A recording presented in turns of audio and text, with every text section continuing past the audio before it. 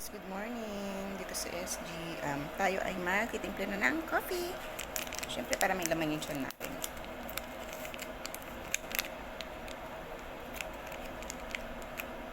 Dito guys, free ang coffee, morning and high tea.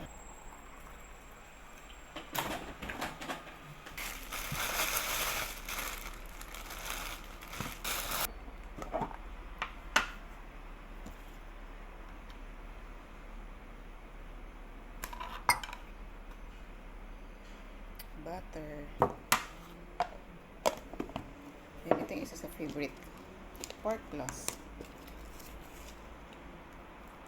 Ito yung isa sa naging favorite ko dito sa SG.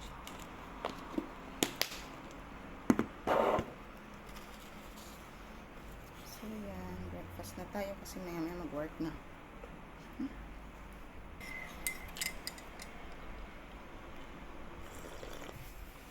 Nga pala, pag plano nyong mag-abroad, first timer kayo, kasi ako first timer ako.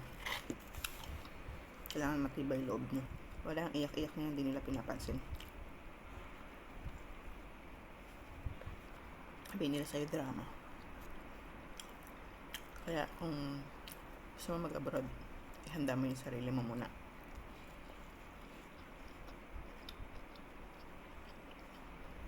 Kailangan desidido ka, tsaka ready ka sa mga pwedeng mangyari sa Pilipinas pag nandito ka na.